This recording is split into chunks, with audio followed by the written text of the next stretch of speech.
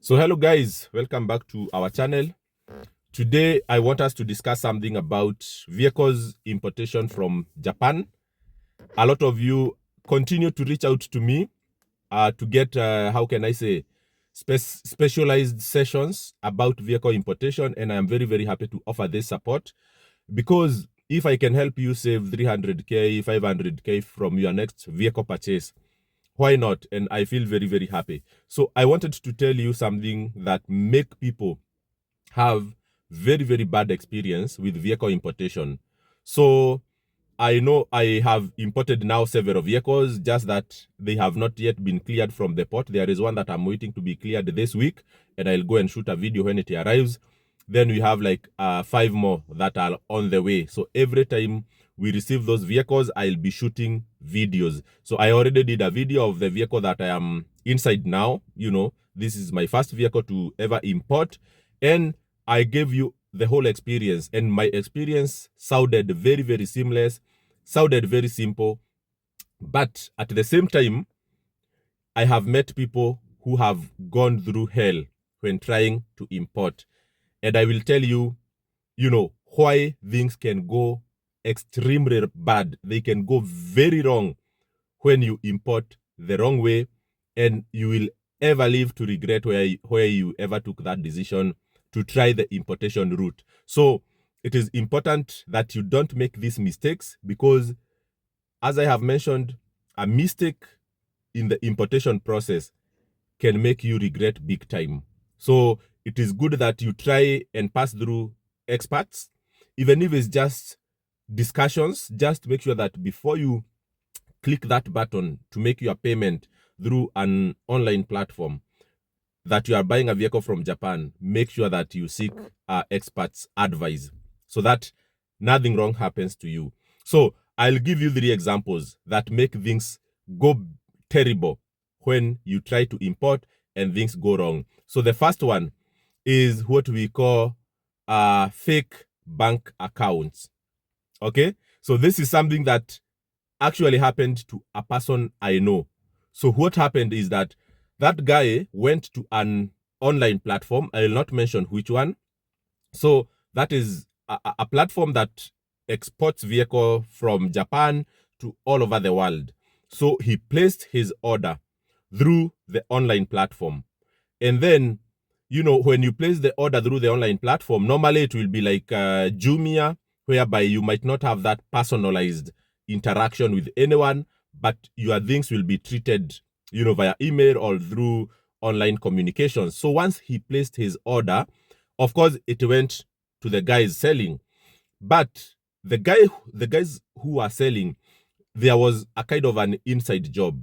So what happened is that his order was received, and once the order is received, let's say, for example, we are talking of an online platform like Gunet, for example. That's just an example. It is not the actual platform. Gunet will receive the order. In the next less than 12 hours, they are supposed to send an invoice online via email and also through the platform, because you have to create an account. They are supposed to send an invoice. Okay? But when you receive that invoice, you are supposed now to go to your bank account or use your mobile money banking to transfer that money to a bank in Japan. Because whenever you are buying from Japan, direct importation, always payments are done through direct to Japan and through dollar account or maybe Japanese yen account. But majority of Kenyans, they pay through dollars.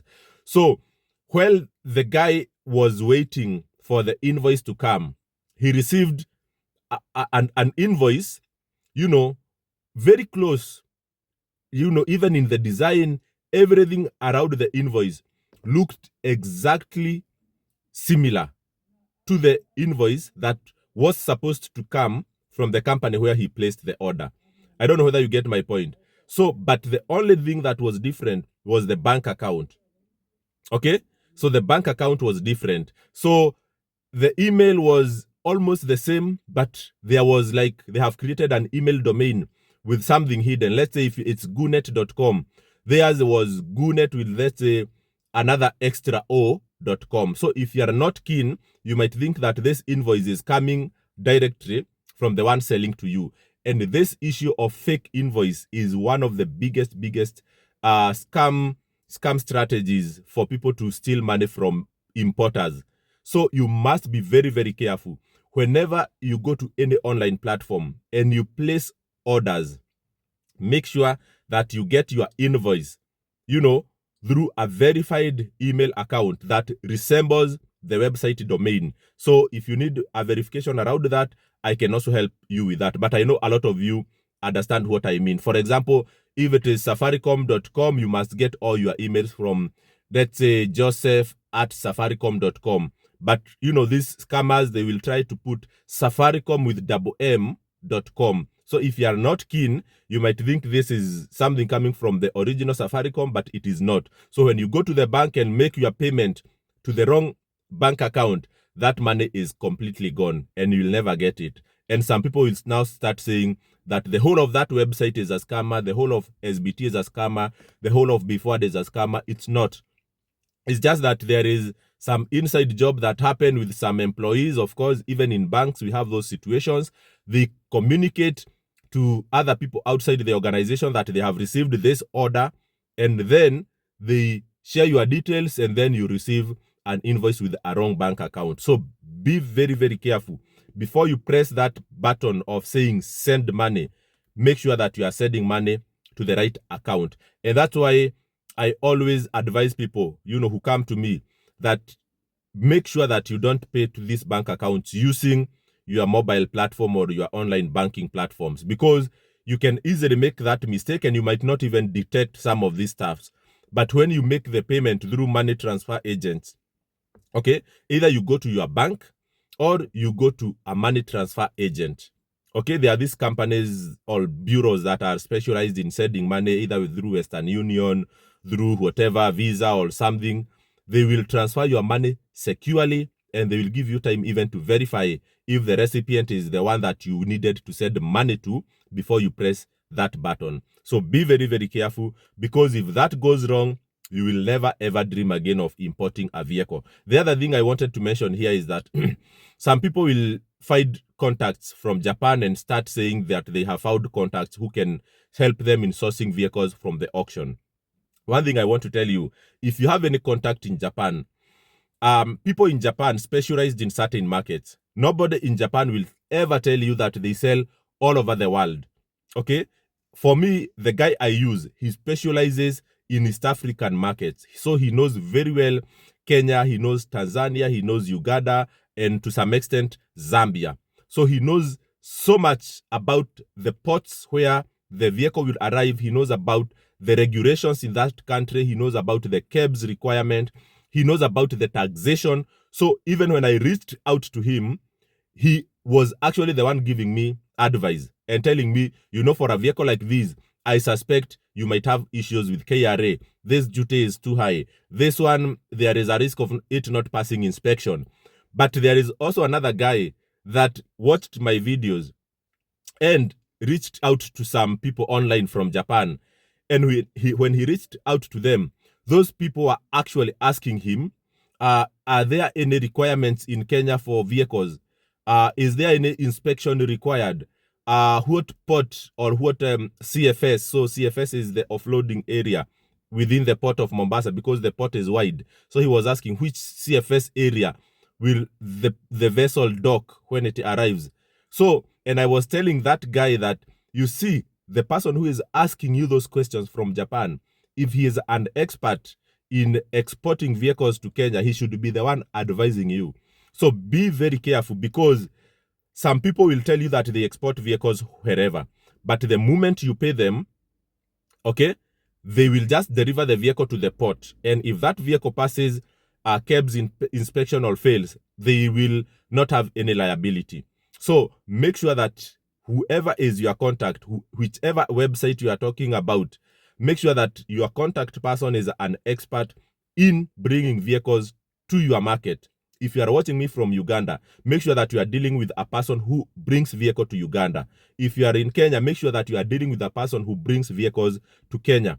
Because why things can go very wrong when you use people who are not experienced in your market and regulations is that how it is supposed to happen is that once I pay my agent to go to the auction, we agree on the type of vehicle he is going to buy and the grade and the condition. So if that vehicle goes to the inspection by KEBS in Japan, because KEBS, they have an agent in Japan that ensures that the vehicle is compliant to the Kenyan regulation and then it is roadworthy. If that vehicle fails inspection in Japan, my agent is responsible of paying for everything until whatever is making that vehicle to fail is rectified. And if I find that the issue is very bad, let's say there is oil leakage, I will prefer to swap a vehicle with another one. So he will take back the vehicle and go back to the auction to get for me another car. But if you are dealing with other agents, when they go to the inspection and the vehicle fails inspection, they will tell you to add some money. Let's say the tires need to be replaced, or the 4 tires, okay? They will tell you add $200 so that the tires can be replaced. And maybe that was something that you had not agreed with them. Okay, so make sure that you are an expert, you use an expert in your market, because if he starts asking you for additional money to pay for what I call the inland freight, because the vehicle will be bought from somewhere not near the port, it will need to be transported, he will ask you additional money for that. Then he will ask you additional money for inspection. If inspection goes wrong, he asks you for additional money. I'm telling you, you will not like that. Okay. And then he is asking you that money in form of dollars. So the minimum he'll be asking is $100. That is like 13,000. You'll be very, very tired of that process. So make sure that you always use people who have experience in your market. And the last thing that I wanted to mention, you know, when I say that you need to work with someone who specializes in your market, it's because they have what I call advantage of numbers. You get my point? So economies of scales. Those people, you will find that in 2 or 3 weeks, they are able to source around even 50 cars for the Kenyan market. So what happens is that they will source those vehicles, put them somewhere within their spaces, and then transport them together to the port.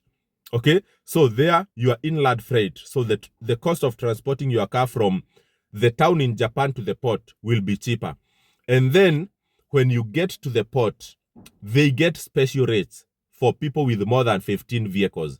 Okay, so and that's why you find that this CX5, I got it, the freight, I mean the shipping fee was around $1,800. So that was allowed 210,000. But for smaller cars, the Passo that I am bringing and the Nissan Notes, their shipping is around $1,500, actually $1,400. So that is around 170,000 shillings. But if you source from a person who is not bringing many cars to Kenya, they will only be dealing with their own vehicle. So when they go to the port, actually, he was telling me that the freight for small cars is $2,500. That is around 300K. And for these big cars, and I remember there is a video I told you, I saw the shipping fee for this car was around $3,000. And that is around 370,000 shillings. Okay? Because they were only shipping this car. So when they go to the port, they will be given the retail price or the retail fee of shipping this car to Kenya. But if I'm dealing with a person experienced who is actually sourcing vehicles for all other importers, okay, and that's why we don't share these contacts openly, because that is the contact person of so many other importers. So they will be bringing over 50 vehicles through one ship, and then they get very special rates, and your shipping fee will be less. Okay, so that is why I tell you guys, contact someone who has done this before.